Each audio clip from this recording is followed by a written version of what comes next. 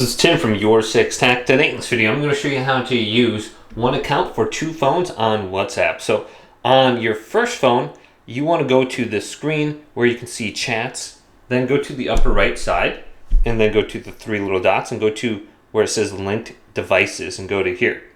Now it says linked devices on here. Let's go to our first phone, and when you download the app, you're going to be brought to this page where it says enter your phone number. Don't enter a phone number in, go to the three dots, and then go to link as companion device right there. Now we need to scan this QR code. So let's go to link a device on our first phone, and then we're going to unlock this with our fingerprint. Then go to OK.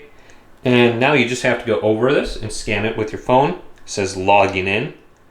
And it looks like it's doing something on my first phone. Alright, so you can see I have my device linked here on the bottom now.